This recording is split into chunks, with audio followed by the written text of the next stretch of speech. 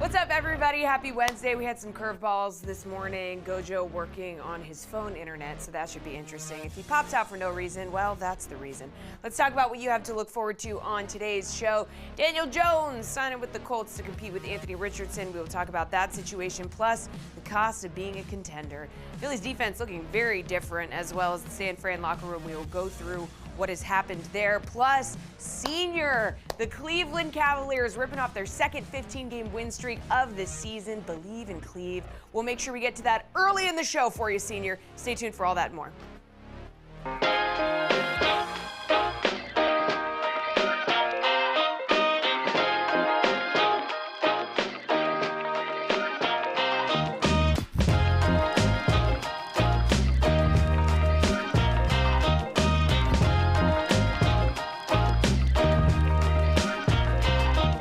What's up, everybody? Welcome to Gojo and Golic. Mike Golic Jr., Mike Golic Sr., and I'd imagine a Jesse Cofield that is now fed and not just watered today. As always, make sure you download, subscribe, rate, and review us. Leave us a 5-star rating and check us out live Monday through Friday, 8 to 10 a.m. Eastern, right here on the Gojo and Golic YouTube channel. Subscribe and hit the bell over there so you're ready to go. Trevor Sikkema, going to have a great time with him in hour number 2 of the show, going through some of the winners and losers of. So, Dad, I heard yesterday, I was listening to NFL Daily with Greg Rosenthal and the bunch over there. And apparently the NFL doesn't want it called the legal tampering window anymore. They want it called the negotiating period, was the edict sent out. So we have gone from just good old-fashioned tampering to legal sanctioned tampering. And now apparently we want to go for the rebrand altogether and say that this is the negotiating period, since, quite honestly, that is an apt description because it's what's going on. Legal tampering does sound like it's illegal. Like, it says legal in the word, but it does sound like you're doing something you shouldn't be doing. In all honesty, negotiating period is the correct term for it, but there had been so much illegal tampering done. And oh, by the way, there still is. There's a 2-day window that started Monday to Wednesday. I guarantee you people have been illegally tampering before that. So the illegal tampering continues. To just change it to legal tampering is So we're just moving the legal tampering then back a little bit more. Then we go, instead of the legal tampering period, it's now the negotiating period. And then we finally get free agency that actually starts, I think, at 4:00 Eastern today. Yeah, it's just calling it legal tampering is just mocking the illegal tampering that has been going on. I mean, that's all it is. I'll still call it legal tampering just to kind of smirk every time I say it. But in honesty, it is negotiating period. But I'll stick with legal tampering. You know what it's like, Mike? It's like the NCAA tournament when they had the play-in games on Tuesday and Wednesday to get down to 64. And the NCAA is like, no. Those are first-round games. Hey, no, they're not. No, they're not. They're play-in games to get to the field of 64, okay? Until you expand the field to 76, and then God knows how we'll do that. But yeah, that was no. Don't call it play-in games. These teams are part of the NCAA tournament. No, they're not. Yeah, Mama named him Clay. I'm going to call him Clay. That was always ridiculous. Yeah. This is ridiculous now. And we're going to it's going to take years to get that out of people's wiring. So we will do our best to eventually get to that. No promises made there. Jesse, we did want to follow up. You have eaten this morning, correct? You got your blood work done yesterday.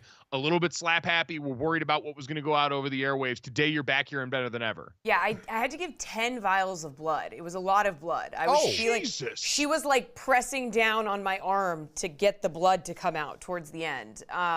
So I had to give 10 vials. I have to go back next week and do another round, and I think I have to give 12 to 15 vials.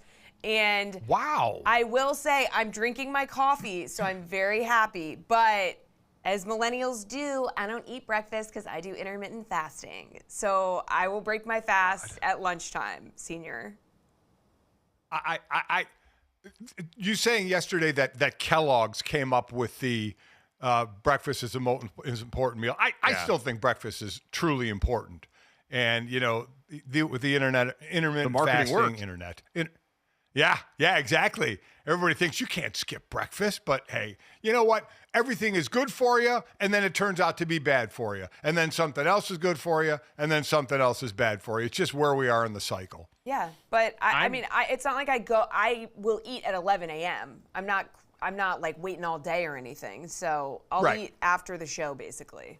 But having the coffee. I am worried that with that amount of blood being drawn, I am worried now that this is being used for ulterior motives. Like, is this that guy that's trying to biohack and reverse aging, just posing as an institution that will give you this information, when really he's just trying to collect more young blood because he can't keep just taking it from his son, because eventually I'm pretty sure, I'm not a doctor, but I'm pretty sure if you keep taking his blood, things are probably not going to end well. I don't know, maybe. So, Jesse, I'd just be on the lookout for that potentially as an outcome of the scenario, unless you want to help keep that guy young. I don't, so I'll have to look into that.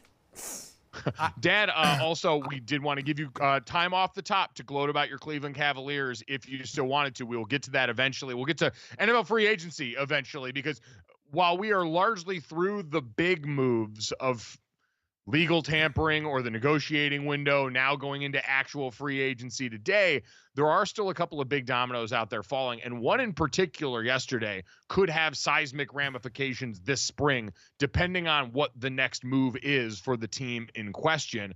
But, Dad, your Cleveland Cavaliers did mount a furious comeback to notch yet another win in their win streak. What are they at, 15 in a row now? 15. The longest winning streak 15. Come on, in franchise history. 15. So take your second to glow. I'm not going to sit here and get anything else wrong so you can yell and nitpick at me. Say what you want about them so we can move on. So when we talk about it later in the show, we'll get into you have to have playoff heartbreak before you can win the title. And Cleveland, the Cavaliers, are trying to jump over that and not have, deep run playoff heartache before winning a title, try and just come out and flat out win a title. I'll just give one stat of why this is a complete team. Before last night's game, when they had won 14 in a row, they had actually won 14 in a row before last night, but they had actually won 18 of their last 19. In those 18 wins, 18 of 19 wins, they've had, in the 18 wins, they had 7 different scoring leaders in the 18 games and 5 different assist leaders in those 18 games. So they if you're missing one player, if one player's cold, you just morph into a different team. I mean, they can handle any kind of change. So I'm proud of my Cavs. We'll talk about them later in the show. Thank you for giving me a chance to talk about them off the top. I am taking them. I know we'll come up with the odds, and I know the Celtics are still the favorites, and I'm going to make some money on my Cavs. All right, there we go. So you can tail Dad on the Cavs if you want to also make some money this postseason, as he is full of #BelieveLand. All right, now that we have exercised all of those muscles here, I do want to talk about quarterbacks again. And while it feels like maybe we're wringing every last drop out of this, yesterday had legitimately one of the most interesting signings of the negotiating period get negotiated, and that was free agent quarterback Daniel Jones signing a 1-year, $14 million contract with the Indianapolis Colts. The former number 6 pick in the 2019 draft left the New York Giants in the middle of last season to go and be the backup down the stretch of the season for Sam Darnold in Minnesota with the Vikings. And, Dad, there was some thought that, especially now that Sam Darnold lives in Seattle, that Daniel Jones would be the perfect candidate to maybe help bridge or mentor J.J. McCarthy as he comes back from injury in his rookie season and gets ready to hopefully be the quarterback of the future of this team. So let's start there. How surprised were you in general that Daniel Jones left the safe confines of Minnesota, where he could have maybe been the guy that started the beginning of the season if J.J. McCarthy's not ready, to now go to a place in Indianapolis he has no familiarity, but a legitimate chance for competition for this quarterback position? So says the Colts, who wanted to bring in competition for Anthony Richardson. Oh, listen, this was absolutely, for him personally in his career, this was absolutely the right move. He was a lame duck quarterback in Minnesota, right? J.J. McCarthy, it's when a quarterback is a high draft pick, they're drafting them on potential. And we have yet to see the potential of J.J. McCarthy. So he's got the full bag of potential still, right? He's going to be the guy. He's going to be the guy. He's going to be the guy. In Indianapolis, you have Anthony Richardson, who has given you 2 years of injury, inconsistent play. We are starting to see a first-round pick. We have a couple of years, even though it's 4 games in the first year and 11 games in the second year, 11 games because he got benched, 4 games in the first year because he got hurt. But you're seeing a wildly inconsistent quarterback. So Daniel Jones has been in the league 6 years, right? At 69 starts, I think it is, in 6 years. Go back to that age. I mean, man, you want to be the starter. You want to be the man. You want to put yourself in a position like Sam Darnold to be another reclamation former high pick project to get a multi-year deal and a chance to be the quarterback of a team. Daniel Jones isn't getting that in Minnesota. He's getting that for as long as they don't put J.J. McCarthy on the field. He is now playing in a competition with a quarterback that the Colts, I'm sure, still want to perform and make it look like they didn't make a bad first-round pick with Anthony Richardson. I'm sure they'd still like him to break through and be a consistently good quarterback. But he hasn't shown that yet. Listen, his athletic ability is incredible. He's shown sparks running the ball. He's like a freaking freight train. He had 4 touchdowns in 4 games. His first year, he had, I think, 6 rushing touchdowns. His second year in 11 games. The ability you see, but the practical application you have not seen on the field. So if it's truly a fair competition, Daniel Jones has a chance to win this and be the starter for the Colts and continue on his career and not be a bridge quarterback. Yeah, that's what the $14 million indicates, is that this isn't just some competition to push Anthony Richardson, because that's how it was framed in some ways in the public. And I won't say, Chris Ballard just said we're going to have an open competition at quarterback, but the subtext for that for me is always, yeah, we're going to bring in somebody that's competent that will push the guy in camp, but ultimately they would still want Anthony Richardson to get the job. This signing to me indicates that I don't think they care who gets the job as long as it's someone that gets them help on the field, because yeah, Anthony Richardson, it would be the best case scenario for them, but you don't give the other guy $14 million if you're not at least open to the idea of him coming in and winning the job. And that's interesting because, again, if this were just about the football side of things, I said this with Trey Lance coming out of college with the San Francisco 49ers, and I'd say it here with Anthony Richardson, is you knew what you signed up for when you picked this guy. While raw may have been an overdone word in some ways with his skill set, it was going to take some time because Anthony Richardson just had not played and started a lot of football in college and was going to need those reps. An injury robbed him of that his rookie year. And then the second year is where the interesting part creeps in, where, yeah, you did get benched for a couple of games because of stuff off the field, because of how you conducted yourself in taking yourself out of a game and what the organization that employed you viewed as your work habits. And so, Dad, if you told me after that, or because of what they've seen behind the scenes in that regard, this was too much and they wanted to move on, I have a harder time arguing with that because I'm not in the building and I don't understand that day to day. But just theoretically, the way that you approach a young quarterback who needs time on the field, he's not been given the adequate amount of time on the field to go and string together consistent opportunities to improve in the way you knew he was going to have to. And so this seems once again like organizations who think they know what they want actually not being honest with themselves about what it's going to take to get a quarterback with this profile, particularly up to speed as a starter in the NFL. We're beyond the you get 3 to 4 years to see what a quarterback can do. We're beyond that. right? Because we've seen rookie quarterbacks come out of the gate and play strong. That the clock has to start ticking almost immediately. You're almost not given the time to develop as a quarterback. We saw Bo Nix struggle early, but improve mightily by the end of his first year. We saw C.J. Stroud play well. We saw Jaden Daniels play really well. There were flashes of Caleb Williams that you can kind of hang on to, that now Chicago's doing everything in the world to put weapons around him and protect him. I still think there's the pride factor because, when you get the 4th pick in the draft, you don't want it to miss. So I think deep down the Colts want to see Anthony Richardson take that next step and not be, it's not as bad as because Trey Lance never got on the field, but the 49ers trading up for Trey Lance and now never even using him. You don't want to say, be known as a team that blew a 4th pick in the draft. But they also knew, oh man, we may have made a mistake here, and we better be prepared on the other side because in 11 games, his completion percentage, Richardson, was 47%. He threw 8 touchdowns and 12 interceptions. He's just not making the progress. To your point, though, do you give him more games? And I think the clock is cut down on young quarterbacks now, where if you don't show it, or at least show the progression that, hey, he's getting it and we'll keep going. Because once you get benched, we were like, rarely do you see a first-rounder benched and then come back. Bryce Young did. Bryce Young got benched. Well, Andy Dalton goes in. Andy Dalton hurts his thumb in a car accident. Bryce Young comes back in and plays really well and saves his job there. And we'll see what Anthony Richardson can do. But I guess that's the thing I'd point back to most readily. Bryce Young in the same draft class was someone that all of us wrote off from the outside after what had happened in a year and a couple of game sample size. And had we stuck to that, the Carolina Panthers would be one of the teams wandering around in the vast quarterback wasteland unnecessarily this offseason.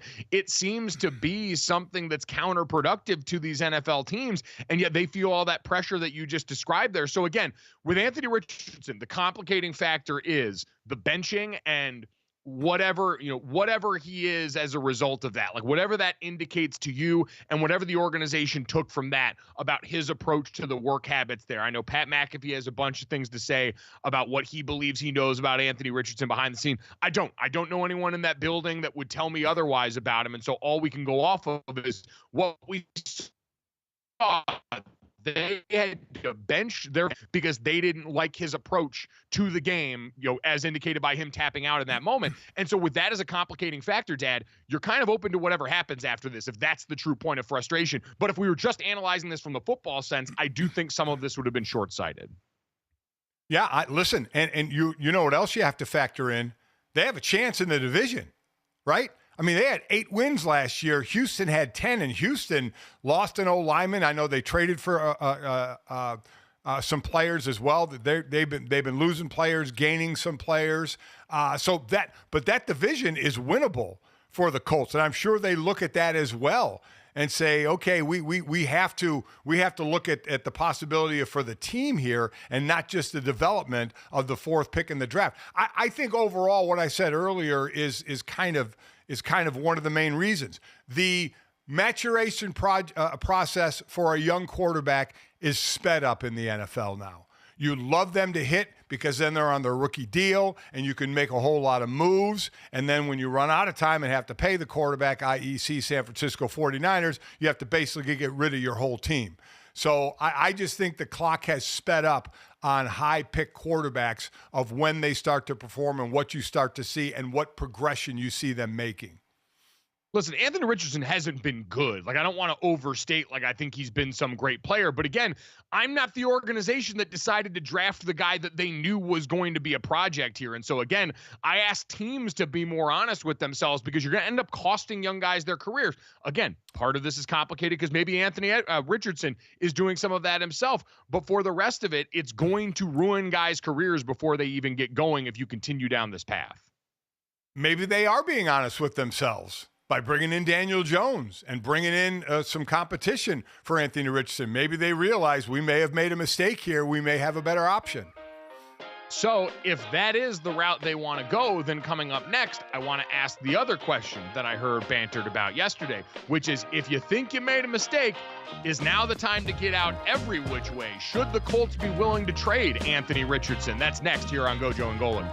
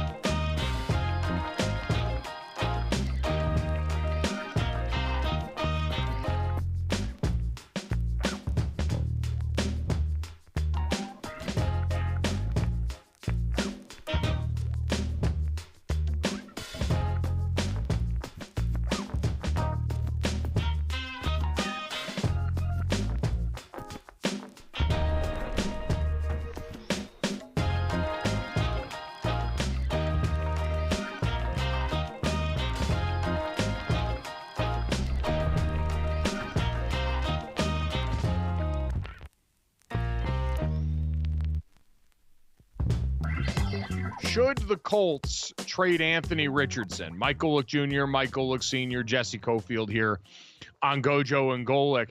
Dad, that's the logical conclusion I saw a bunch of people insinuate yesterday, from Dan Orlovsky, our former teammate over at ESPN, to Jordan Rodriguez, who I heard on the NFL Daily talking about it. If you're the Colts, and what you said at the end of last segment, Dad, ringing in my ear, do the Colts believe they've made a mistake? And is Daniel Jones being signed there an indication of that? Because he seems like a serious threat to not only come in, but win the job. And I get it. If you can't beat out Daniel Jones, you probably shouldn't be an NFL quarterback at this point. That seems like an understandable bar to clear. But Daniel Jones also seems very capable in this circumstance of coming in and winning the job. So if you're the Colts, you seem open to that possibility enough to where I feel like you should at least consider the idea of trading him, Dad, because if he gets beat out by Daniel Jones, and I thought this was the great point by Jordan Rodriguez, his trade value goes to next to nothing then. Right. Who's going to take that on with what you've seen on the field? And so do you try and maximize that now, especially, Dad, because this offseason is so devoid of quarterback answers for teams that are looking for them? Yeah, I don't think his trade value is very high anyway. I would have to look back and see, or maybe somebody can look back and see what Trey Lance went for to the Cowboys when he basically never stepped on the field in San Francisco, and then ended up with the Cowboys. The way I look at it is you're not in a tough money situation, right? And you still can, but to your point, you are correct. If he gets beat out by Daniel Jones, that's the teeter-totter they're on right now. If you get beat out by Daniel Jones, you have no trade value. Again, not like there's a lot of trade value now.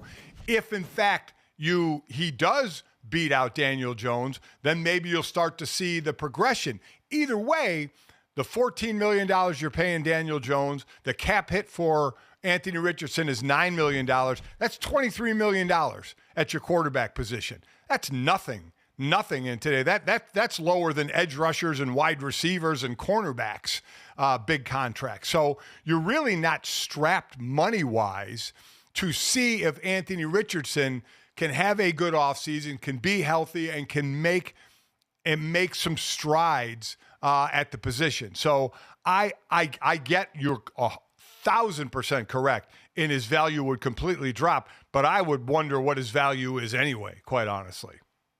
So Trey Lance, when he was traded by the 49ers, again, it's not a perfect comp, but it's the closest to what we're talking about in terms of the profile coming out of college and then what he needed in the NFL, which is time and reps that he didn't get. Now, Trey Lance in San Francisco only started 2 games in 2021 and then 2 games the following year in 2022 because of injury and all those things that took him off the field. There's obviously been a lot more substance for him, but Trey Lance, when he got traded to the Dallas Cowboys, went for a 2024 4th-round pick that became safety Malik Mustafa.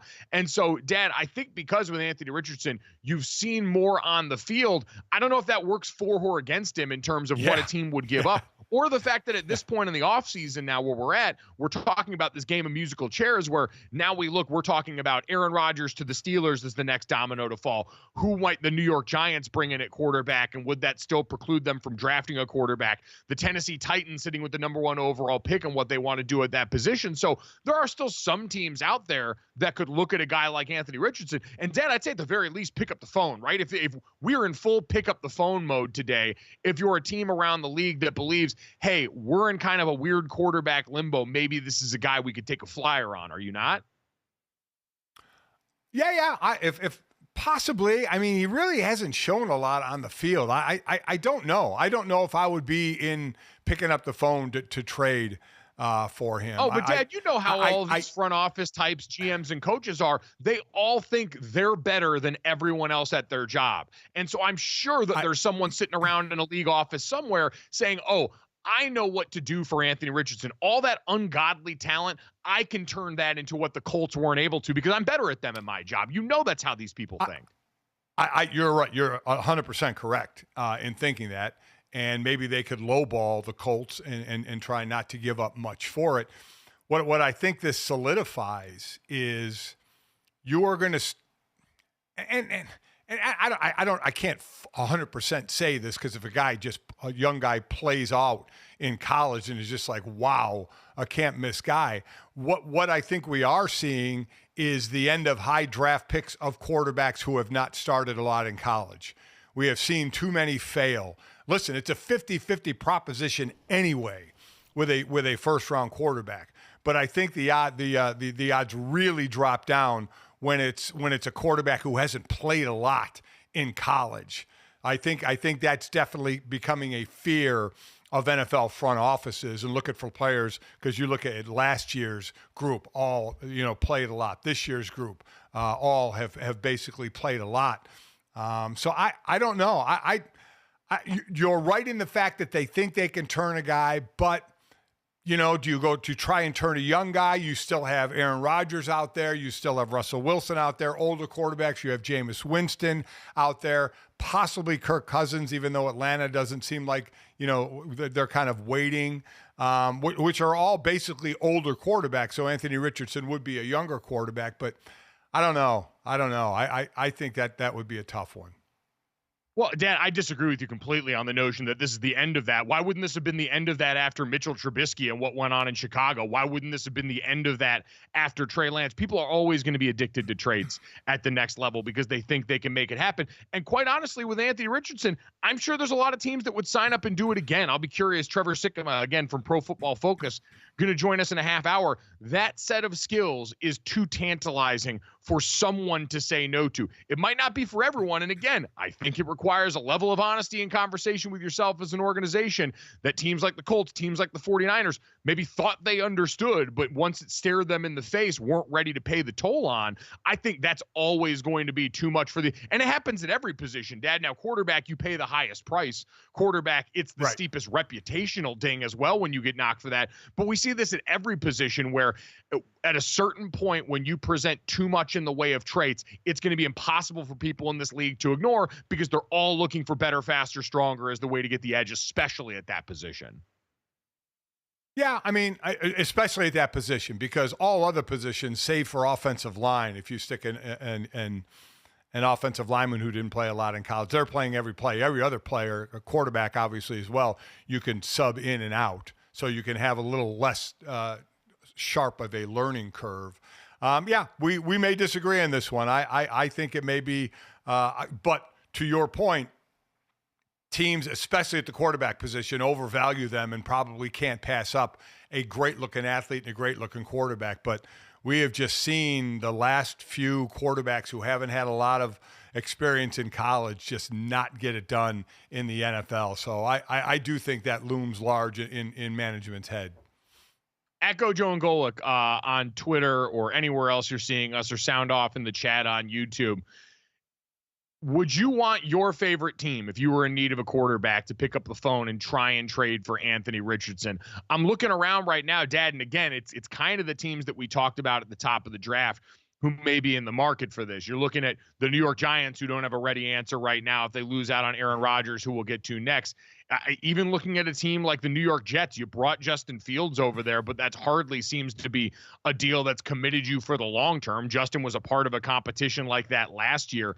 Maybe they're in the mix for that. Maybe the Titans. So at Gojo and Golic on Twitter, what do you think about that? Again, I don't want to act like I'm sitting up here and saying Anthony Richardson is some great player you should give up a king's ransom for. But I think at this point in time, the Colts kind of gave up the game when they brought in a guy like Daniel Jones for the amount they did, that they're pretty comfortable if this ends up being Daniel Jones as the Colts starting quarterback in 2024. And so maybe it's worth just trying to pry him out of there and see what happens. I can't blame him at this point because the production hasn't been there enough, and the getting benched thing kind of makes me wary. And Daniel Jones, who knows, in these circumstances, maybe with a bit more around him, even though they just lost two of their starting offensive linemen in free agency, maybe you can finally unlock the best of Daniel Jones in an offense that with all the RPO and quarterback run might give him a good opportunity. Dad, the other quarterback looming large in the distance, and Jesse, the other quarterback that kind of obscures this conversation, is Aaron Rodgers. So what's the latest that we know on him and the quarterback market this offseason? Yeah, so per Mike Florio of Pro Football Talk, the Steelers and Aaron Rodgers are deep in negotiations. Of course, he's not going to be able to sign with anybody until Wednesday, today, until the Jets officially can release him. Now, Florio says there's still a chance that the Giants could come in here and swoop in and take Aaron Rodgers. If they give him a really good financial offer, he might stay in New York. Guys, for what it's worth, Antonio Brown is reporting that a deal is done with the Steelers. I mean, he was right about Russell Wilson, so I'm just putting it out there. God, Antonio Brown occupies such a bizarre and weird place in the sports media landscape right now. But this is also, Dad, something we all sort of saw coming the way that the musical chairs game was sitting out here right now. Because if you're Aaron Rodgers, I know there had been some people as of late that had talked about the possibility of maybe him being the bridge guy in Minnesota for J.J. McCarthy, especially if you didn't think he was going to be super ready right away. I know the New York Giants were another team, maybe try and keep him in New York, but Pittsburgh represents far and away the best opportunity if you're Aaron Rodgers to go start on a team that also has a chance of winning something, given what we know about the floor with a Mike Tomlin coach team. Without a doubt. I mean, if it's between the Giants and Pittsburgh, even if the Giants kind of try and money whip Rodgers a little bit, again, I'm not inside Aaron Rodgers' head. I don't know what he's playing for, but he's 41. You got to believe he's playing for a title. I know he wants to keep playing, and maybe if his options run out, it would just be to pick a team. But if he has a choice between Pittsburgh and the Giants, I mean, Pittsburgh is the clear winner with a couple of weapons and Pickens and DK Metcalf. They always have a running game, though Najee Harris won't be there. And always a tough defense. It's a tough division for sure. But the Giants is a tough division as well with Philadelphia and Washington, the way Washington's adding pieces. So I think Pittsburgh is definitely the move. Plus with the Giants, you have to realize Aaron wants to play 2 more years. He wants to play till he's, 42, 43 years old. And with the Giants, if the Giants don't make the playoffs, which they probably won't, and have another high pick, which they probably will, John Mara is probably going to clean house. Daboll and Shane, the coach and the GM, are probably going to be gone. So now you're like starting over. So why, if Aaron wants to play a couple of more years, now you're in a rebuilding mode with the Giants, who already weren't a playoff team. So I think the decision is absolutely crystal clear if it's between those two teams to go to the Steelers. What about if I introduce the Minnesota Vikings into this? Now, Dan Orlovsky came out and said the other day that, and I think understandably so, bringing Aaron into your building is a lot. And for the Minnesota Vikings at this juncture, he believes it would be a mistake for them to bring Aaron Rodgers into that building knowing J.J. McCarthy is your future. Do you agree with him on that? Would that be a mistake for the Vikings to pursue? I would probably lean toward not bringing Aaron Rodgers into Minnesota. I would, if JJ's healthy, start his clock. I know they brought in a couple of linemen from the Colts in Fries and in Ryan Kelly to try and solidify that offensive line. I would probably continue the process with J.J. McCarthy. If it was a different bridge quarterback, I would have a different bridge quarterback than Aaron Rodgers. I would probably agree with Dan on that. And I think Pittsburgh with Mike Tomlin as a head coach is a good spot for Aaron. Aaron doesn't have to go in, and everybody doesn't have to look at Aaron and say he's the man. You have Watt, you have Tomlin, you have Cam Hayward. Cam Hayward. Yeah, you have veteran great leadership on that team. So everybody doesn't have to just stare at Aaron and wait for Aaron's personality to decide which way the wind is going to blow. That won't happen in Pittsburgh, or it shouldn't happen in Pittsburgh. So plus I do think he can have a good year. I do think he can have coming 2 years off the Achilles. Again, they have to protect him. They had a young line last year. They lost their left tackle in Dan Moore, so they have to, obviously the young players have to play better. They have to fill some holes. But I think he could have a pretty good year. Yeah, I think you're right. Mike Tomlin and the leadership structure there is going to make it so Aaron Rodgers doesn't come in and immediately become the Steelers' whole personality, the way that he did for the Jets these last couple of seasons. They know who they are, and he's going to have to fit into that, especially at this point in his career after what's happened the last couple of years.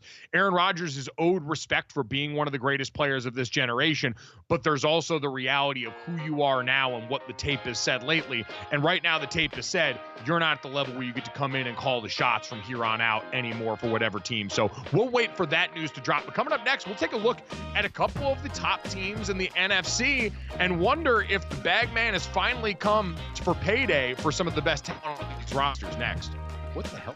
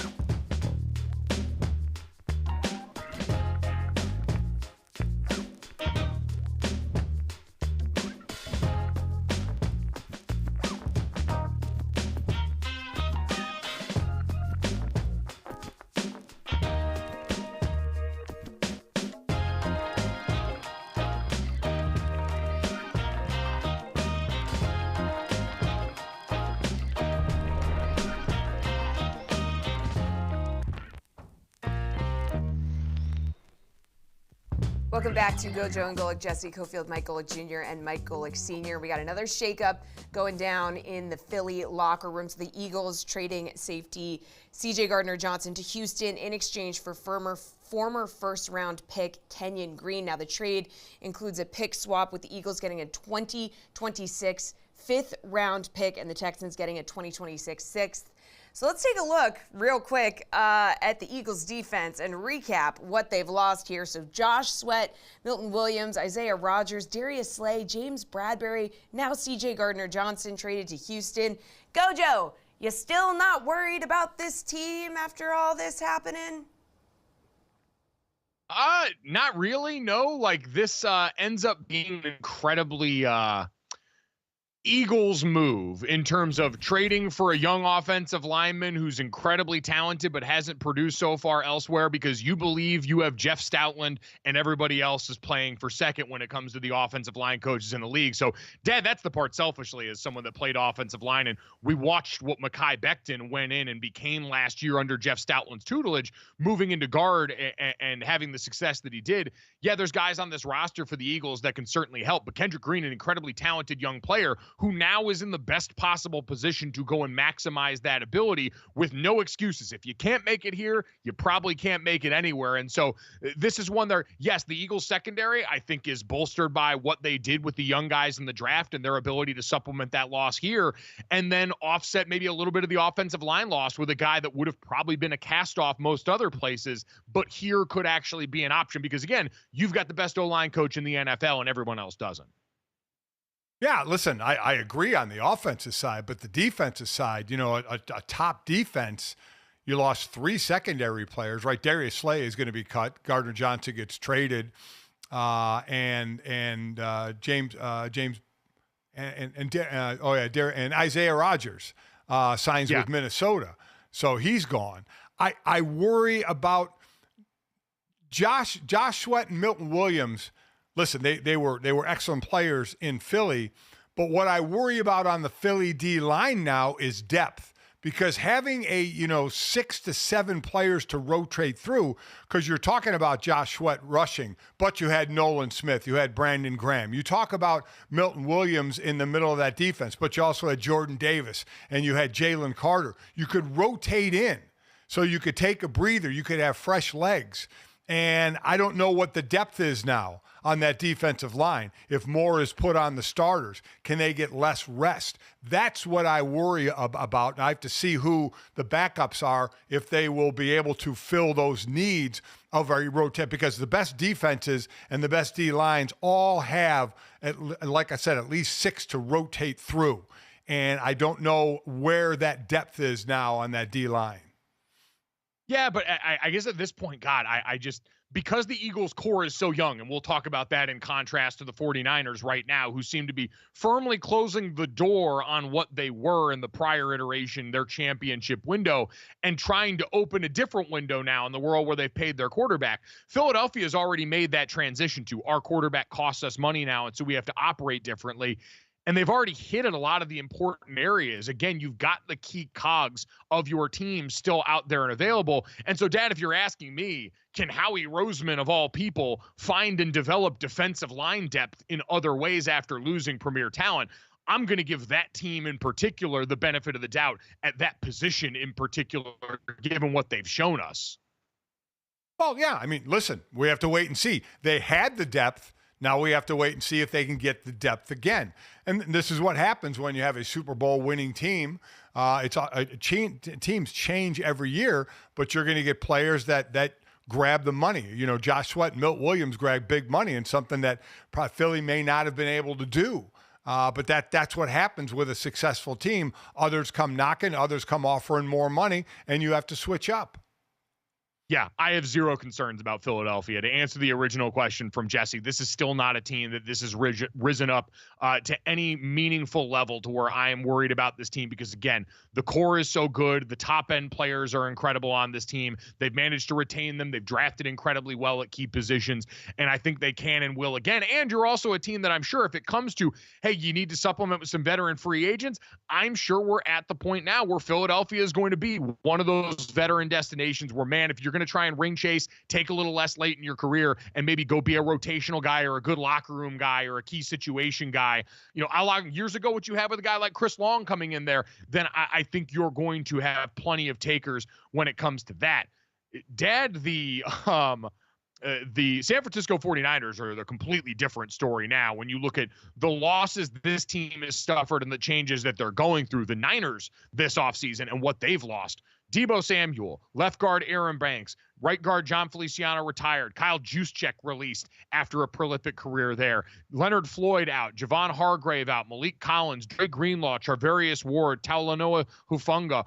All of those players, whether it is through trade, signs in free agency, cuts, what have you, are no longer going to be calling San Francisco home. So, Dad, this is a team where I'm going to need to see it now in this next iteration, especially if we assume Brock Purdy is getting paid something more this offseason. And we're not sure what that is yet. The reports all coming out saying, hey, maybe it's going to be less than you guys all expect. He still does technically have one more year left on that deal if they really want to kick this can down the road and then start using the franchise tag. But how concerned are you about the 49ers and what they're going to be this upcoming season?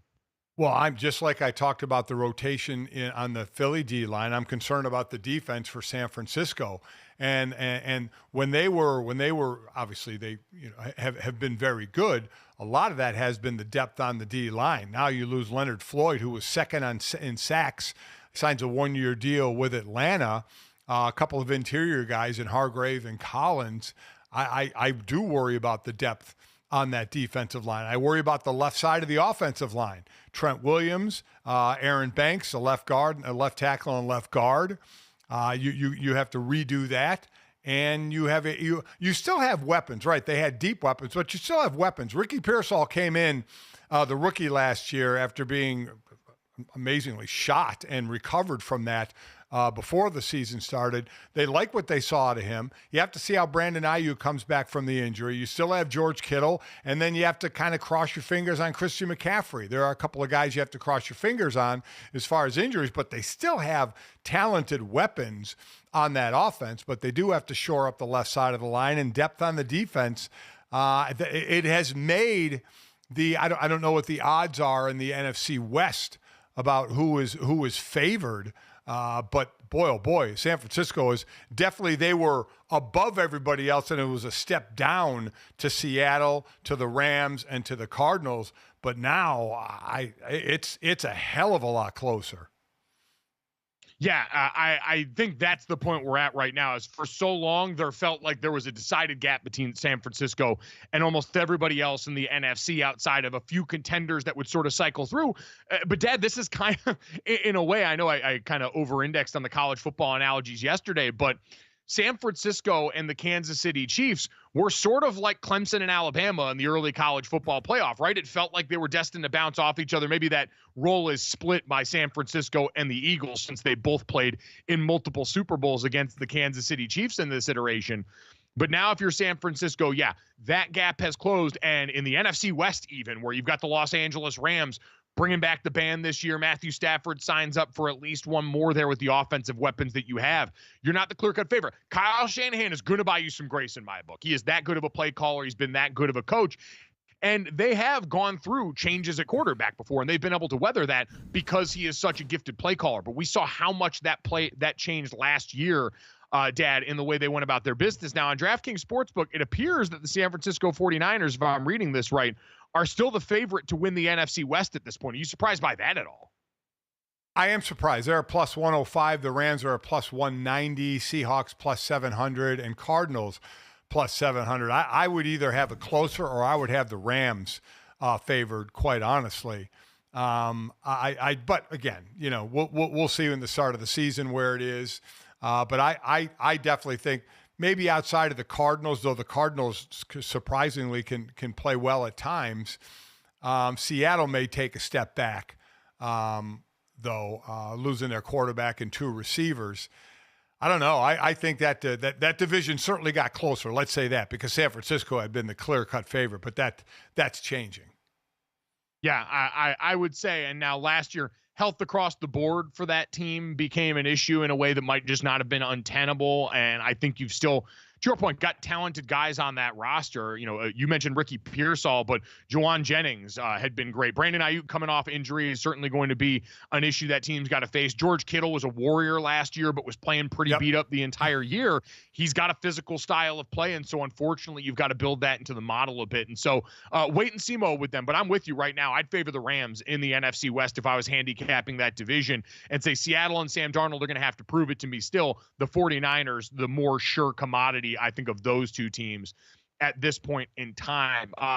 Dad, little breaking news here on the Kansas City front, and it may not be overly surprising. ESPN NFL analyst Field Yates tweets out the Chiefs have restructured the contracts of Patrick Mahomes and Chris Jones, creating just under $50 million in 2025 cap space, which they needed, and they've got more to sign their early free agent signings in left tackle Jalen Moore, who, speaking of the San Francisco 49ers, was the backup for Trent Williams out there, and then cornerback Christian Fulton, who they're bringing in as that secondary also loses Jordan Reed as one of its cogs. He goes down to the New Orleans Saints, who just keep paying people, even though I don't know where they're getting all this money, considering the cap hell that they're in. So that one's interesting there. But Dan, as we always mention, having contracts like you do with Mahomes and Chris Jones of players you trust and know are going to be there does make it a little bit easier to move the money around. And the Chiefs need the space, because I don't think they can be done searching for answers at offensive line, given the problems that were presented to them and given the losses they've suffered already this offseason. Yeah, like you said, when you have two guys that are going to be on the team, you can restructure, which is basically stealing from Peter to pay Paul, because the bill's going to come a-calling at some point when you keep restructuring deals. But they'll worry about that later.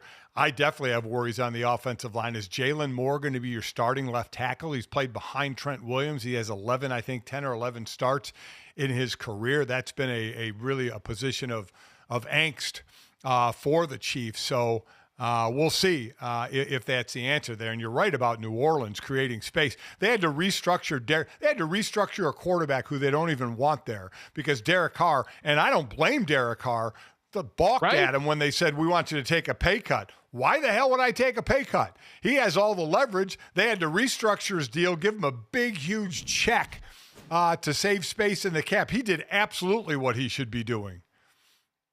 Yeah, the Saints had to guarantee and convert $40 million of Derek Carr's salary this year to no longer be, or to be cap compliant this week. So again, they're in hell right now, and they're just going to apparently keep on moving and try and get through it that way. So, but again, the Kansas City Chiefs, Dad, this is an interesting point. We'll see if this changes during the draft. But remember last offseason, it was, the Kansas City Chiefs go and make all of these moves that make it appear like they're going to, the three-peat was inevitable. They get Xavier Worthy in the draft, and we're all sitting here basically handing them the trophy at that point. This offseason, we've invited a little more doubt into the picture with the fact that they traded Joe Thuney to the Chicago Bears, that this seems to right now, along with maybe Kingsley Suamataia on the roster, be the answer at left tackle. I'll tell you what, all of these headlines that we just mentioned, in conjunction with what we talked about the other day in the Buffalo Bills re-signing a large portion of their core on that roster, the Buffalo Bills, I know this is kind of the same way for everyone, but it really does feel like Super Bowl or bust for Buffalo next year. Where this is going to be one of your best opportunities. Josh Allen's got the MVP. The individual accolades are all out of the way. And so all that's left for you to do is finally get over that Kansas City size hump that's existed for you in the AFC. You've got the talent. The quarterback's taken that next step. Now there's really nothing else left for you guys to do but go out and win the whole damn thing. There really isn't. I mean, again, free agency isn't just about bringing in players from other teams. It's about re-signing your own, re-signing your quarterback, re-signing your top sacker, re-signing your top receiver, re-signing your second leading tackler, and then bringing in a Joey Bosa on a one-year deal to be an edge rusher, bringing in a 25-year-old Joshua Palmer from the Chargers on a 3-year deal. You're right. They're loading up for now, saying our window is open now, and they need to take advantage of it, and they're doing everything they can to be in that position. Yeah, it's a real burn the boats feel. Last year, not a lot of expectation for the Buffalo Bills going into the season. A lot of people wondering, hey, what's it going to look like now that you've gotten rid of Stephon Diggs and turned the keys over to Josh Allen? We got the answer, and now all of the pressure and expectation, they have made their way to upstate New York. Trevor Sikkema makes his way here next on Gojo and Golic.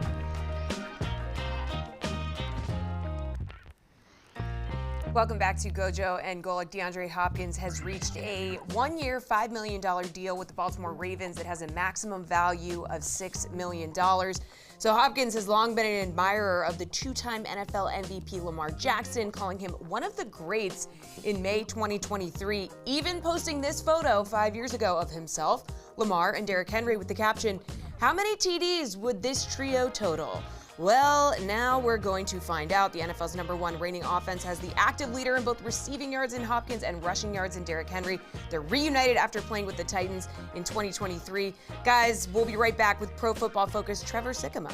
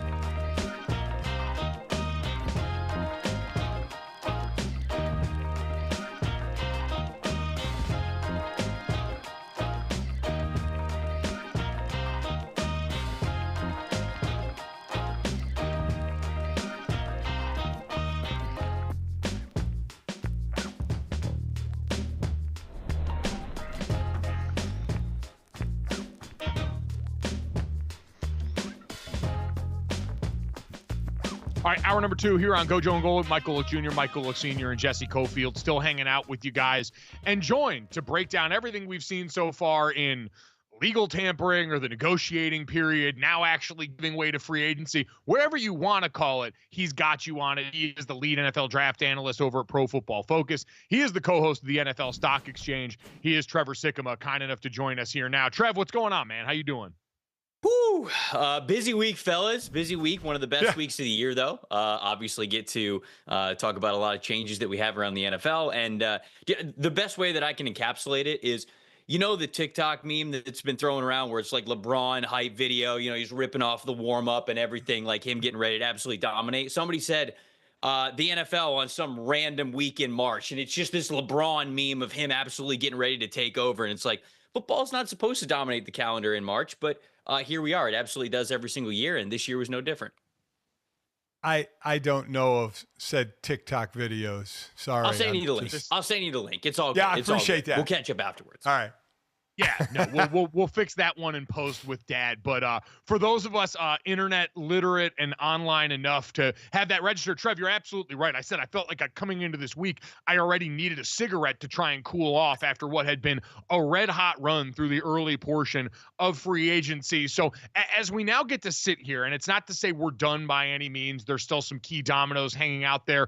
But where we sit right now, who are a couple of the teams that you've pegged as real winners in terms of the answers that they've gone out and found throughout this early free agency run? I think there's a lot of teams that have done a good job, but the one that I continue to gravitate towards is I love what the Minnesota Vikings have done, honestly. You know, going into sort of an unknown time with them making a big change at quarterback, going from Sam Darnold to J.J. McCarthy. It was obviously a great year for them last year, but they then had some, I would say, interior trench needs on both sides of the ball, and they were able to address those in major ways. I mean, they get Ryan Kelly and Will Fries over from the Indianapolis Colts, which I felt like was one of the best offensive lines in the league when they were healthy. They then go get Jonathan Allen. They go get Javon Hargrave. And so it's like, man, they have really supplemented a lot of their needs to navigate the NFL draft the way that they want to, right? It's not just about signing these guys that are going to make your team better. Obviously, that's a primary objective. But you also want to go about your signings, mitigate your roster weaknesses, to do what you need to do when it comes to the NFL draft. And for the Minnesota Vikings, they're a team that only has 4 picks right now in the entire draft. They pick at number 24 and they don't pick again until 97. And so they would have to really love a player at number 24 for them to stick there. But I feel as though the way that they navigated free agency, not only does it make their team better, you can throw in the Aaron Jones re-signing as well, not only does it make their team better, but it also allows them to have as much flexibility as they want at number 24 to sort of go about the draft the way that they need to. So I love what the Vikings have done there from that standpoint. I also love what the Broncos have done. It's a little bit smaller of a class, but Talanoa Hufanga, Dre Greenlaw, love those dudes coming into the fold for a defense that was already top 10, top 5 in some categories. It makes it so this defense is even more talented. They've got even more team speed there. I love it when these dudes are healthy. Plug it into one of the best defenses that we had in the NFL last year, and that only gets stronger this year. As you continue to build that way, if you say to yourself, "Hey, we're good on the defensive side of things," the draft is really just all about building around Bo Nix. I just love the way that they have handled it. So those are two teams that I feel like are a little bit under the radar right now because they don't have the headline signings, but I love the way that they have navigated this thing. I think the Hufanga signing is so underrated because he's been hurt, hasn't been on the field, but man, is he a hard-hitting safety. He is a fun safety to watch. So while there's always the good side, how about the bad side? Who has kind of slipped up or maybe not done enough so far?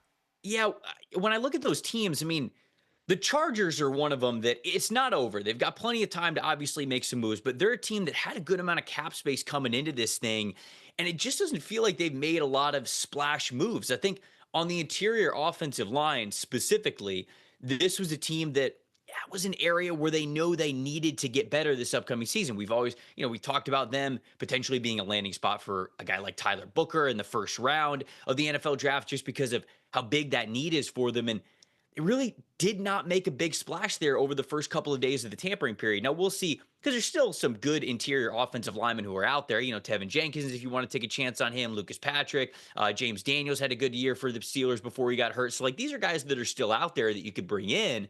But a lot of the heavy hitters at the guard position, even the guys who became available via trade, two of the guys that ended up going to the Chicago Bears, actually, all three of the guys that went to the Chicago Bears, I feel like one of them could have been great with the Los Angeles Chargers, and it's just more quiet than we thought that they would be. For a year where they exceeded expectations in Jim Harbaugh's first year there, I thought that they were really going to hit the gas pedal hard, and teams go about these free agency signings the way that they need to, and they got a game plan about it. But maybe the way that I look at it is, maybe these offensive linemen were just going for more value, more dollars than they were comfortable spending. But even though you got to trust your process, now you're kind of sitting here and a lot of the good offensive linemen are already off the board in free agency. The other team that's just interesting. Now, I don't want to say that it's a surprise, so it's hard to call them a loser, but what the 49ers lost this offseason, I don't think can be understated. We mentioned Talanoa Hufanga, we mentioned Dre Greenlaw, but guys along the defensive line as well. You're losing Aaron Banks. You're moving on from Kyle Juszczyk.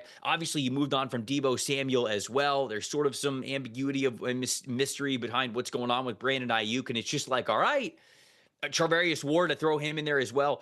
This team's going to look a lot different. And the reason why I'm hesitant to call them losers is because we knew that something like this was going to have to happen for them to open up the cap to sign Brock Purdy to that big contract that's coming up. But this is now the other side of the coin of when you sign a quarterback to big money, you can't have these superstars everywhere else, especially when their contracts come up. So now more than ever, it's going to be up to John Lynch and Kyle Shanahan to get young guys in this team to play really important roles for them, even as soon as the 2025 NFL draft. Yeah, I think the 49ers have earned enough benefit of the doubt because of the infrastructure and how they've navigated change before, but it is an unprecedented amount of change inside that building that, to your point, is tied to what's about to go on at quarterback with Brock Purdy. I do want to get to a couple of the other teams in the Patriots and the Bears that have had big, massive off seasons. But before we do that, just because I know you spent a lot of the time early in your career covering the Tampa Bay Buccaneers down there, just a time to give a little love to what Jason Light has done with Tampa Bay this offseason, and just in general, the job he's done at the helm of that front office as they've navigated the post-Tom Brady era incredibly well. Yeah, I mean, Light is, in my opinion, a top 3 GM that we have in this league, and it's because he gets some of the best players in the NFL to either come to Tampa or stay in Tampa for even less than you would expect. I mean, there were reports out there that the Patriots were gunning for Chris Godwin hard. I mean, of course they were. I feel like every team would. When he's healthy, he's one of the most underrated and complete receivers in the league. And the report was that he may have left around $20 million on the table total to stay in Tampa versus going somewhere else. And, it's funny. When Myles Garrett signed his big extension, I tweeted this and I was like, hey, you know what? This is a good reminder that no matter what, money will always be what is most important to these NFL players. Because Myles Garrett was saying like, oh, I'm fed up with this. I'm out. I don't trust the direction. I don't trust where we're going. And then they go, how about $40 million a year? And he goes, I was just kidding about those other things. Nah, don't worry about it. And so I tweet that out because it's like, man, I just money is the only thing that matters. We listen to these players say all these things and have these demands for trades and things, and money is what matters most. And then we get a situation like Chris Godwin, where he goes, yeah, I'm coming off a major knee injury. I don't know what the rest of my career is going to look like. And I said no to $20 million because I love Tampa, because I love playing with Mike Evans, because I love this offense, despite all the coaching changes they've had on the offensive side too. It's not like he's got the same offensive coordinator that he's played with over the last 3 years, but he trusts the organization. He loves the city. He loves how he's treated there. And when you have, this is true culture. A lot of times we talk about culture within the locker room, and obviously that's something that matters, but culture within an organization means so much. And Jason has just done an unbelievable job at setting that up for the Buccaneers. We've had musical chairs in the quarterback position and guys who have found a seat: Sam Darnold, Geno Smith, Daniel Jones, and Justin Fields. Guys that are still walking around the chairs: Aaron Rodgers, Russell Wilson, Kirk Cousins if he becomes available, and Jameis Winston. Where do you think those guys end up? Yeah, it's, for Rodgers, it feels like, maybe it would be the Giants, because the Giants feel like have to be, considered in one of these landing spots for the quarterbacks. It seems as though the reports that we've gotten are too much more likely that he would be in Pittsburgh, which I don't hate, right? He's got a good defense behind him. Aaron for as much as I still think that he's got a lot of wisdom when it comes to the game of football, you do still have to have a pretty good defense behind him, because I don't think he's that MVP type of passer that he was 3-4 years ago. So I just think that it's different, and him getting with the Pittsburgh Steelers and their brand of football and the defensive side of things, I like that pairing. I'd be intrigued about the wide receivers, because unless you're moving on from George Pickens now that you brought in DK Metcalf, you basically just got two deep threat jump ball type of receivers. And I think, the Aaron Rodgers maybe 10 years ago would have been great with that, but that's not the arm strength and the arm talent that he has now to be able to do that all the time. He can do that sometimes, but building an offense around it, I'm a little bit skeptical there. But it feels as though that his most likely landing spot is still the Pittsburgh Steelers. For Kirk Cousins, if he becomes available, I've heard, him being linked to the Cleveland Browns, which means I don't really know where the Giants are going to stand. They've taken some big swings. They were interested in Matthew Stafford. I believe that they were interested in Geno Smith. And so they've tried to make it work with one of these veteran quarterbacks, but I'm not sure. It just feels as though it might be Russell Wilson. It might be Geno Smith. I don't know. I feel like the Giants at this point in time are just turning their eyes towards the NFL draft and maybe trying to get up to number 1 to have their pick of whoever those quarterbacks are going to be. Certainly huge questions looming in New York for the Giants. Let's go to the two teams, though, that did attack their offseason with the Costco mentality of, we're going to try and fix our problems in bulk. The Chicago Bears and the New England Patriots had money to spend and had needs to meet. Which team do you think did a better job attacking free agency so far and trying to meet some of those vital needs for next year?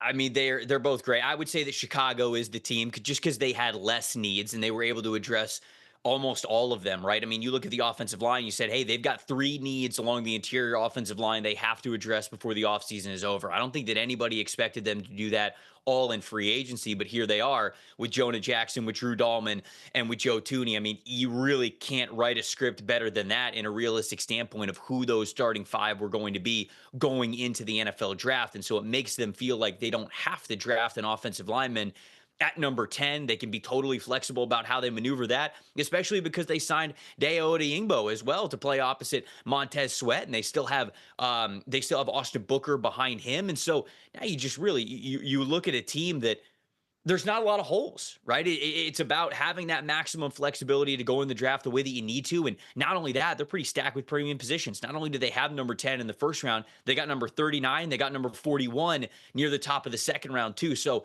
love what Ryan Poles and Chicago have done. They really hit the gas pedal on that team building side of things. And then for the New England Patriots, I do love what they have done. Now, I would put them still right behind Chicago when it comes to totally revamping everything they need. But in all honesty, the Patriots needed a lot. I thought they were the worst roster in the NFL last season, and when Mike Vrabel took them over. But adding guys like Carlton Davis, like Robert Spillane, like Milton Williams, right? These guys that are high impact defensive players.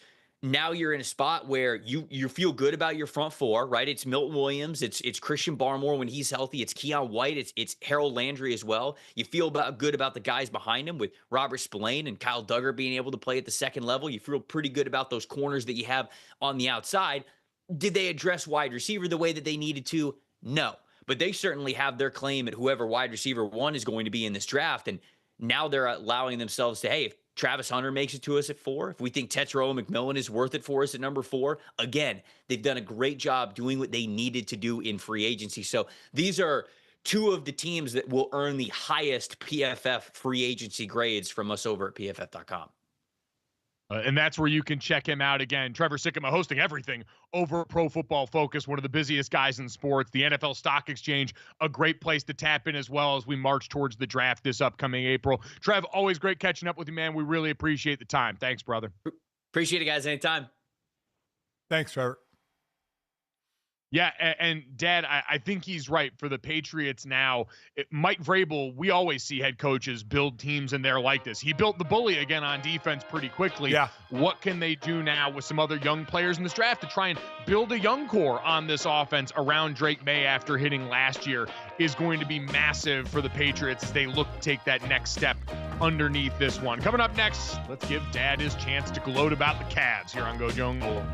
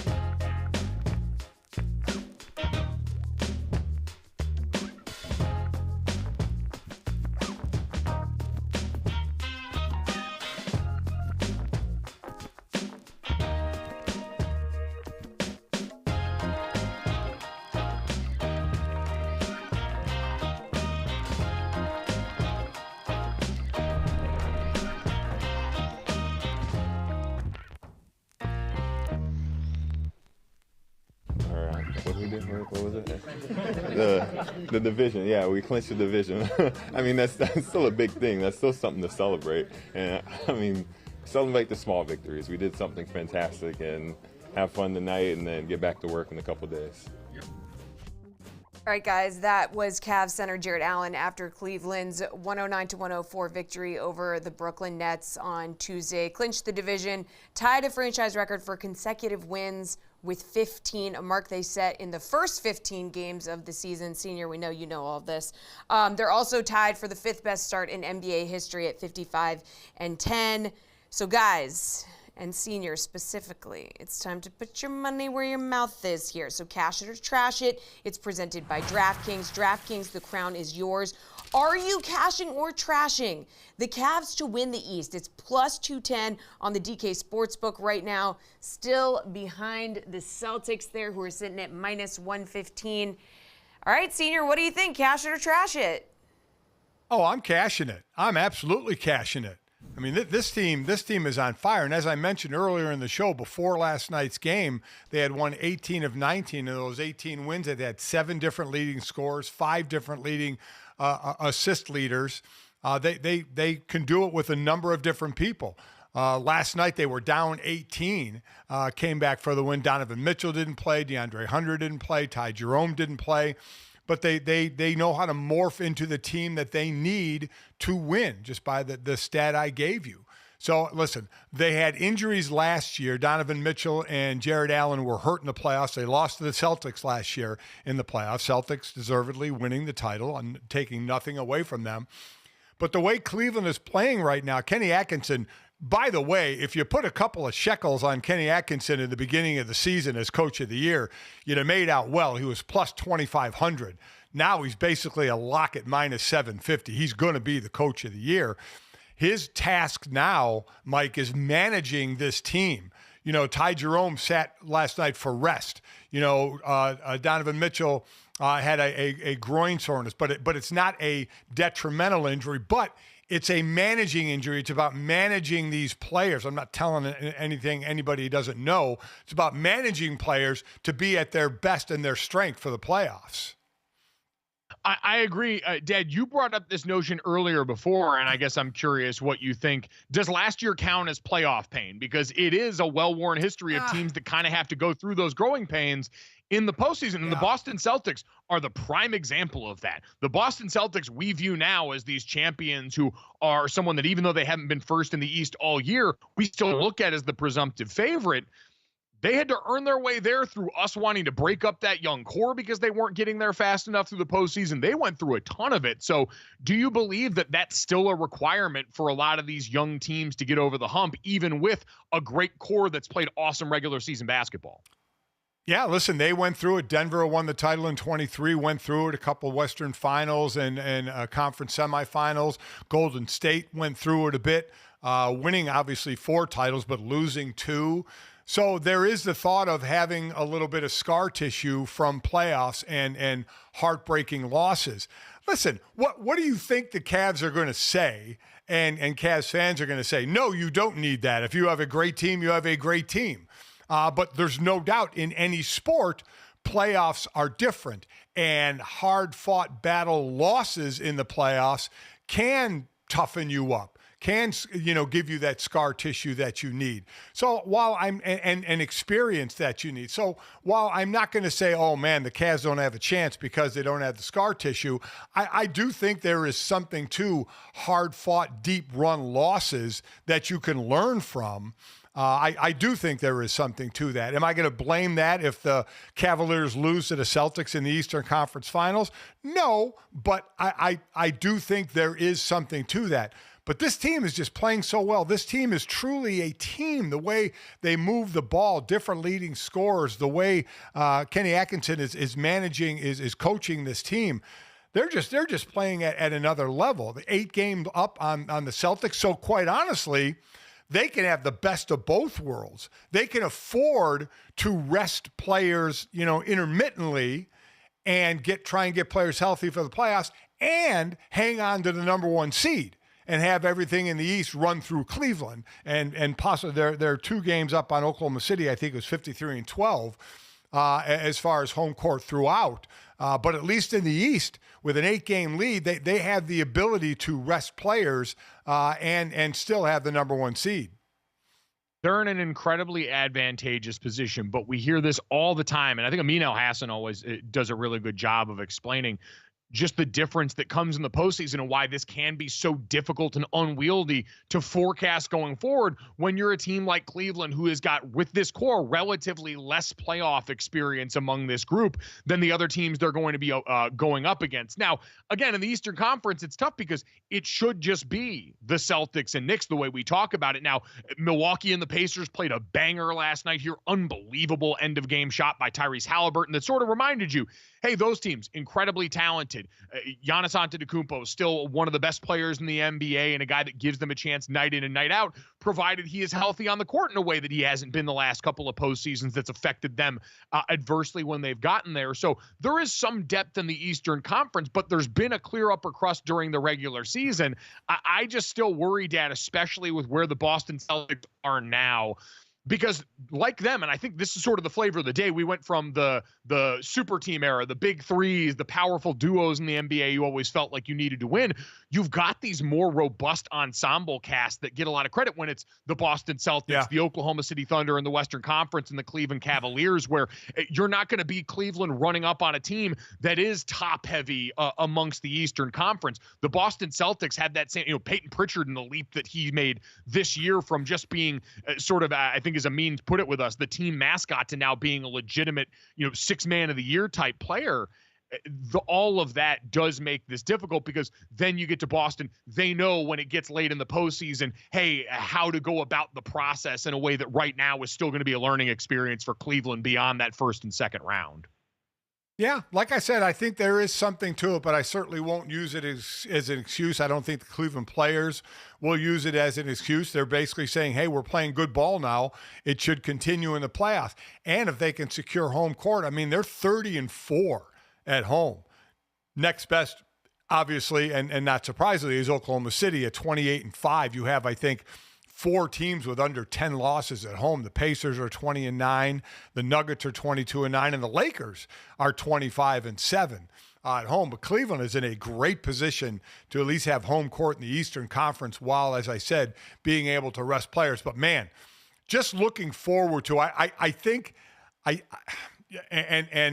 I don't want to take anything away from if the Knicks were to get there or the Bucks were to get there in the Eastern Conference Finals, that they would play well enough to get there. But, man, who is not looking forward to a Cleveland-Boston Eastern Conference Finals? I think Boston has won 2 of the 3 games. They're 2-1 against Cleveland this year. The biggest spread in the wins has been only 7 points, single digits. So you're looking to 7, hopefully banging games between Cleveland and Boston.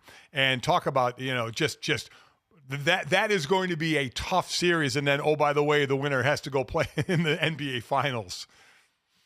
Yeah, it does seem like destiny at this point. I will say, because part of me in the back half of this NBA season, Dad, it had felt like there's so much certainty around who the best teams are between OKC and then Cleveland and Boston in the East. Last night was kind of a good reminder that there is some depth and there could be some other teams potentially exciting. Like the back and forth nature, there were God knows how many lead changes in that Pacers-Bucks game. You had the incredible play by Pascal Siakam in the second half. Certainly the end of game shot wasn't a great shooting night overall for Tyrese Halliburton, but basically running a football play to get him open on a 3 that he's fouled on to win the game. Seeing that, especially after the LeBron James injury to the Lakers, where we thought, all right, hey, at the very least, Los Angeles, Golden State might be able to mix up the bag some in the Western Conference. The gap had just felt so seismic in the East. And so I do look forward to these playoffs, and getting that reminder last night, I thought was an important one in terms of the overall entertainment of this, because again, sports, we crown a champion at these levels. It stuff's hugely important, but it's also an entertainment product. And we're not going to ratings this thing and say the NBA needs X, Y, or Z to happen. But I do think overall, in terms of my enjoyment and what I'm looking forward to, last night was a good reminder that as long as these teams stay healthy, and you've hammered that home with the Cavaliers, I think we're in for a really entertaining playoff run. Now, speaking of health, Dad, this was interesting. We've talked a lot about the future of the Dallas Mavericks, one that so long felt like it got thrown by the wayside when Luka Doncic was traded out of there. But at the very least, you sold yourself at first on Anthony Davis. Then he gets hurt. Then Kyrie Irving gets hurt. And we pointed out pretty early on, you did, Dad, Klay Thompson had to be looking around with his head spinning. And I thought he was interestingly optimistic when asked about the Dallas Mavericks' future after one of their most recent games. Here was Klay Thompson on that. We still have big goals. We still want to make a run. The injuries have been awful, but I still love our team. We have an amazing front court. We miss those guys dearly. Obviously, you can tell with lack of size out there. They're probably the strong point of our team, but we're showing as much heart as we can, and it's just a pleasure to go to battle with each and every person who suits up. And that's all you can control at the end of the day is your attitude and effort. And I still believe in this franchise, and I'm here for 2 more seasons after this, so I love to help them return to glory that they were brought to in 2011. Dad, that's a great professional answer by Klay Thompson, and that's all he can say if he's going to be there. But, man, the task ahead of him, especially given what he left behind, seems pretty daunting and a potentially tough way to come towards the end of his career. It does, but also, injuries are part of all sports, and I'm sure he's looking at basically bring this team back to glory. What he didn't say is if everybody's healthy. Because you did get AD back to help your defense, but he gets hurt. You got Gafford gets hurt. Lively gets hurt. Then Kyrie tears his ACL. Now, that's going to be a big question about when Kyrie can get back. But if you have Kyrie, Gafford, Lively, AD, and the other pieces around, that I'm sure, and you're right, that's a professional answer about optimism. Yeah. But if everybody's healthy, that was Nico Harrison's plan. To have that 2 to 3 to 4 year window. But the one thing you can never predict is injury. And they got hammered by the injury bug, which already this trade looked ridiculous, but it makes it look even more ridiculous with the Lakers in the top part of the conference and the Mavericks falling by the wayside. But the injury bug absolutely crushed them. It just makes it worse because the Warriors are having success too, right? Like, yeah, man, if you're Klay Thompson, it already was hard leaving the fold there. But now watching, Golden State, again, they're the 6th seed right on the cusp of the 7th seed. They could very easily wind up as a play-in team they let pedal off the gas at all down this home stretch of the season. But for Klay Thompson on a human level, all of this feels like gut punch after gut punch. We don't have time to play the sound right now, but his dad called it basketball purgatory. Yeah. And I think, Dad, that's probably the most apt description of this. And for Klay Thompson, who seems like he's been a pretty good guy most of his career, that does not seem like deserved purgatory. And well, I'll talk about what Michael Thompson said. He talked about the injuries. AD coming in, you still have a chance to get to the finals because AD is that good. Then he gets hurt. Then Gafford gets hurt. Then Lively gets hurt. Then Kyrie blows his knee out. I mean, it's, again, one of those things you can't predict. We do this in every sport, every season. You prognosticate how you think a team is going to do, but then you can't pick out injuries. And every year, some team is a mash unit. Some team gets the injury bug. And this year, certainly, albeit with a head-scratching trade involved, it was then magnified by all the injuries.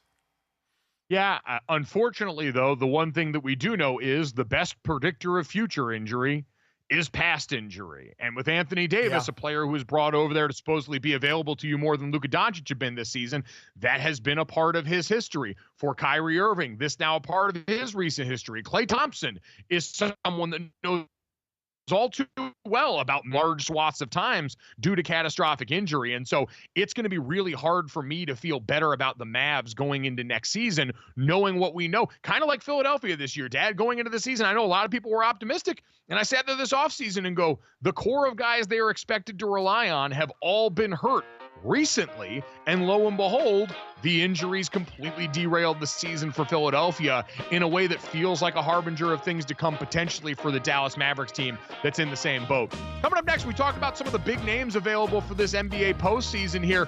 What's that mean for the ratings boost? Next on Gojo and Golic.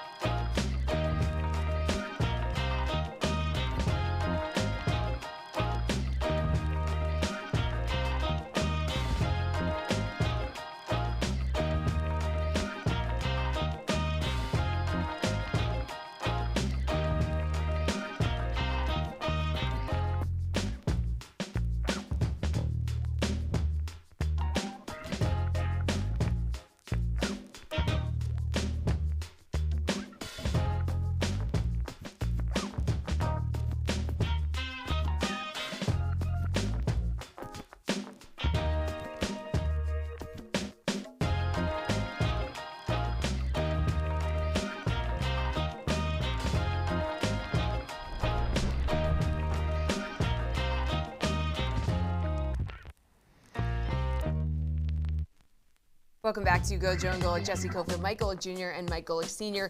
After months of chatter on the NBA's declining viewership, the league's oldest rivalry has pushed its ratings as close as they've been to last year's mark. So the Celtics-Lakers game drew 4.61 million viewers, peaked at 5.34 million Saturday on ABC. So that was the most watched non-Christmas regular season NBA game since 2018. The game even outdrew two of this season's Christmas Day games, the only regular season game to achieve that mark this year. So the NBA now averaging 1.57 million viewers for its nationally televised games. Guys, down 2% from last year, okay? But it's a good improvement over the double-digit declines the league experienced throughout the first 2 months of the year. So it is progress here. I mean, kind of. Well, I mean, you always, especially when you get to the playoffs and the championship series, you always talk about what does the league want? You know, when you have a matchup of the Lakers and the Celtics, just from the history of it, now it hasn't been anywhere near that for a while, but just the history of that, and obviously the players on the team, you get high ratings, but you look at the NBA championship, you know you always talk about what the league wants. We talk about it in every sport. What does the league want for viewership? And for viewership in the Eastern Conference Finals, they're going to want Cleveland and Boston, right? The two best teams. The Cleveland Cavaliers, 2-15-0 runs, one still going, and the reigning champs in the Boston Celtics. And in the West, they're going to want Oklahoma City, the young Oklahoma City Thunder with the MVP and SGA on the team against LeBron and Luka and the Lakers. You know they're going to want the Lakers in there because the Lakers sell. So that's what the league is going to want as far as the Eastern and Western Conference Finals. Yeah, I mean, listen, there's no doubt the glamour matchups will always have that kind of appeal. To your point, there's a lot of conversation baked into the Lakers and the Celtics that far predates these rosters. I also think this conversation is always a little dumb, like the time that we spend during the NFL season worrying about the NBA's ratings when we know there's more competition for eyeballs than ever. The NFL is the most popular league in America, and even the Christmas Day conversation, it's different now because the NFL decided that they wanted to try and come bogart some of Christmas Day. And so all of this just feels kind of dumb to me. Like the NBA's in a fine place. They've got plenty of money. They're on a new TV deal. These ratings are just chest beating among people that are fans of different leagues to try and show how much better or worse theirs is than the other, or to make some other usually disingenuous political point when people want to. So I generally tend to look at the ratings conversation as one where the NBA is going to be fine. It's still really popular. It's still a really fun watch. Yes, they've got maybe a volume problem in the regular season and an effort problem in the regular season that at times rears its head. But once we get to the spring every year and we see games like we saw last night, to your point, Dad, the Cavaliers and the streak that they're on, you get teams that are revving the engine a little bit more to get ready for this postseason run. And then the ratings are going to inevitably tip back up because when they care, we care. And that correlation has usually been pretty strong. Yeah, but the bottom line is you're right. The TV deal is locked in. Owners are getting their money. Players are getting their money. As I said, we're going through NFL free agency now, and there's big numbers, and then even NFL players' jaws drop when they see the NBA free agency hit, and those numbers go out. So you're right. Ratings is just a discussion point. They don't have a money flow problem, that's for sure. No, and they won't anytime soon. So I think they're in a good place for that. Unfortunately, speaking of being in a good place, the same cannot be said.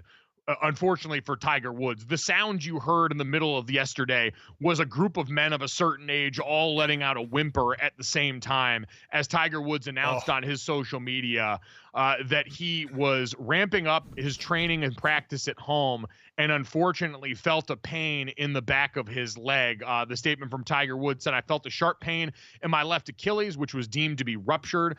This morning, Dr. Charlton stuck into the hospital for special surgery in West Palm Beach, Florida, performed a minimally invasive Achilles tendon repair for a ruptured tendon. The surgery went well." Tiger punctuated the statement by saying, "I am back home now and plan to focus on my recovery and rehab. Thank you for all of the support." Dad, I know we've had a bunch of false summits with Tiger Woods and his body and when the end comes, but man, a ruptured Achilles on top of everything else Tiger's body's been through at this point. So I just don't know when is enough, Dad. I don't think people really know how much he's been through. I'm going to give you a timeline. 2007, ruptured ACL. 2008, arthroscopic knee surgery. 2009, torn right Achilles tendon. 2011, left MCL sprain, strained left Achilles tendon. 2014, back issues. 2014, back surgery. 2015, back surgery again. 2015, follow-up back procedure. 2017, back surgery. 2019, left knee surgery. 2021, another back procedure. 2023, he had that crash where his lower right leg basically snapped, had rods and pins and screws put in there. Ankle injury in 2023, 2024, back surgery, and now the Achilles. I mean, just a litany of injuries for, one of the greatest of all time, or GOAT, as some people will say, between him and Jack Nicklaus. He's 49. He won't be back playing meaningful golf. Now, he hasn't been playing much meaningful golf, but any kind of golf until he's 50. My question to you, 50 is the age you can start the Champions Tour, the old guys tour. Do you think he will ever play on the Champions Tour? And I don't mean because of injury. I mean because of him just wanting to play on it. Yeah. Yeah, I think because of the pride, probably not. But Tiger, it's tough to handicap, Dad, because at this point we all look at the string of injuries you just mentioned, and especially after the car crash, knowing what Tiger's got in terms of his family now. We see his son Charlie out there beginning his golf career. Tiger's such a great ambassador for the game. It seems so easy for the rest of us to look at this and go, all right, there's the perfect off-ramp for your career. You can pour into golf in all these other ways. TGL, which he's a part of, seems to be doing really well. You can go out here and be a great ambassador for the game and do so without continuing to compromise your body. But guys like Tiger Woods and Michael Jordan and Kobe Bryant and these all-time greats, they just have an itch that's impossible to scratch once they stop playing. And I think Tiger knows and has heard that from enough people to where I don't know when he's going to stop, Dad, and what's going to finally force him to. I don't think he'll ever play on the Champions Tour because he can still play. He's got to be exempt from every all the majors because he's won them all multiple times. So he can play in the majors. He could probably play in like his tournament, the Genesis Open, and maybe a select few other tournaments that he would be able to get in. And plus he does have the, and I've been through this as a pro athlete and then watching your kids rise up through the ranks with you and Jake and Sydney and going and watching your careers go. There's great pride in that. And it's like, you're looking for something to do to get that adrenaline going. Well, let me tell you, there is nothing like getting your adrenaline going than watching your kid try and perform because you have zero control. You just sit there and watch. Adrenaline goes even more than when you're playing. So he's got Charlie coming up the ranks. I think that also is a great out for him to pour his time into Charlie and Charlie's growth in the sport. Yeah, I mean, and we saw that adrenaline rush, right? What was it when Charlie carded his first ace? You saw Tiger's reaction. It was unlike anything we'd ever seen, even from a guy who's been about shows of emotion in the sport. That was something entirely different for all the reasons that you just mentioned. But Dad, again, this all makes sense to us. And yet every time we've looked at an injury to Tiger and gone, well, this is the end. Certainly we won't see more. We eventually get the tweet or the headline coming up, usually before the Masters, that Tiger Woods is going to try and be out there. And so I can't in good conscience even look at this and say, oh yeah, we've seen the last of Tiger trying to play meaningful golf at one of the major championships, because this guy seems addicted to it in a way that's going to be really difficult to force him away from. Do you think he's done? Do you think this is the end of Tiger Woods that we've seen on the PGA Tour? No, I don't think so. I think much like great athletes who get hurt later in their career, that's not how they want to go out. They want to go out by getting back on the field or on the court or on the ice. I do think he'll play again on the tour, probably in majors or maybe warm up and maybe tournaments before that. But I definitely think we'll see him back on the tour. Yeah, I just think it's going to be way too difficult to force him out on anyone's terms other than his own.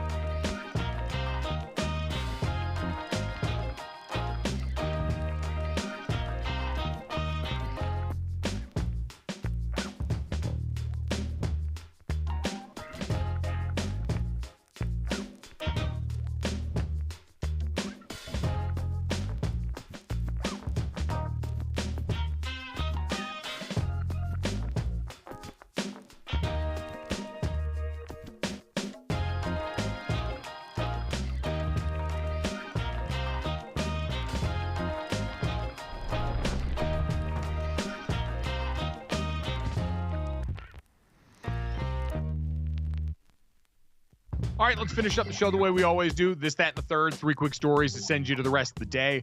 Download, subscribe, rate, and review our show. Please leave it a 5-star rating. And watch us live Monday through Friday, 8 to 10 a.m. Eastern on the Gojo and Golic YouTube channel. Subscribe and hit the bell. Make sure you're ready to go when we're coming to you at 8 o'clock. That's our great guests, and shout out to Trevor Sikkema, Pro Football Focus's lead draft analyst, for stopping by to break down NFL free agency today. You can catch that wherever you get our podcast or right here on YouTube as soon as we get done.